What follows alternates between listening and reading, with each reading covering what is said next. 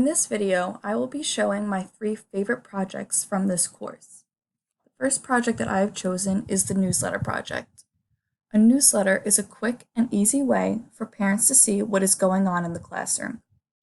Newsletters can contain upcoming events, as well as birthdays, student of the month, contact information, as well as a QR code that will contain information that may not fit on the newsletter. This is my favorite project because I thought it was so much fun making a newsletter and it came out so cute. I can't wait to use this tool in my classroom to send out to parents each month. I've learned a lot while creating this project. I've learned about some of the different resources you can use in Google Slides, such as changing the slide size, and even adding a border into the background without using Google's boring default borders, such as the one that I have used for this newsletter. Learning just these 2 things has helped my presentations and this newsletter pop and catch people's eyes. Other tools that I've used was the snipping tool, which is an absolute lifesaver because it is time-consuming to copy and paste a photo exactly how you want. In my newsletter, I've also created a calendar to show events of the month on one page. I learned how to insert photos into the calendar using the snipping tool, such as this photo and this photo, as well as changing the boxes into a pattern to add more of a pop to my newsletter. I didn't know what a newsletter was until I was introduced to the project, and I'm so glad I was, because it has shown me a fun and easy way to share with parents what is going on in the classroom. The next project that I have chosen is the Story Jumper project.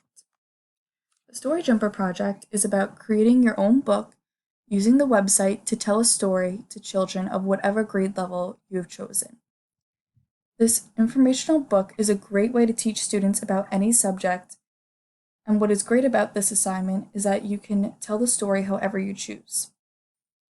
This project is one of my favorites because I thought it was so much fun to create, and I've never created a story that was this into depth before.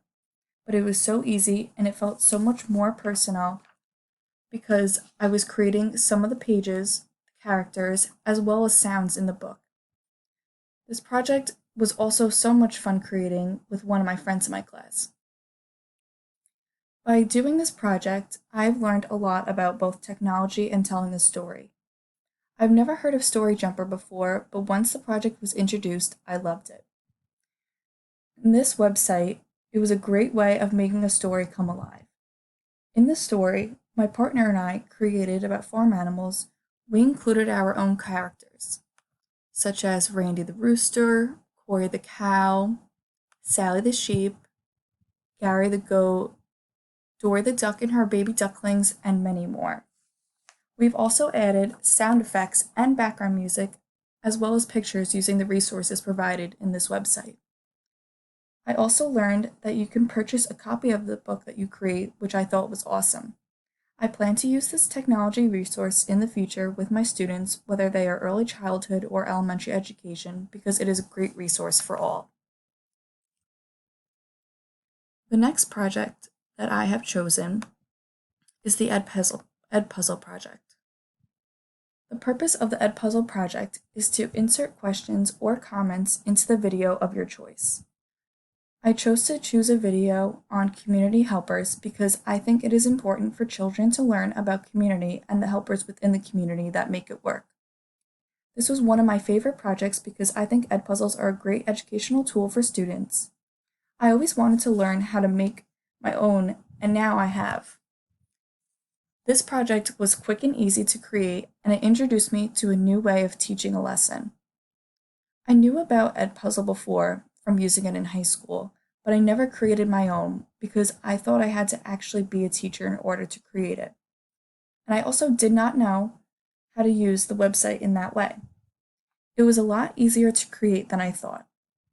I picked a video on community helpers that was on YouTube, and then I added my own voice into the introduction, as well as added various questions throughout the video.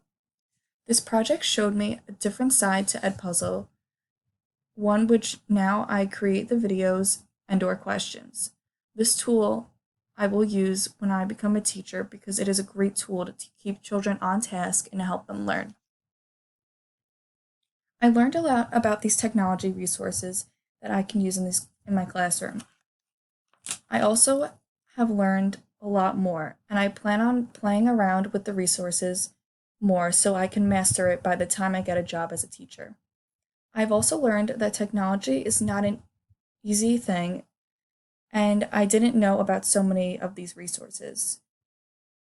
Because of this course, I've become more appreciative of using technology in the classroom, and I can't wait to use these resources more in the future.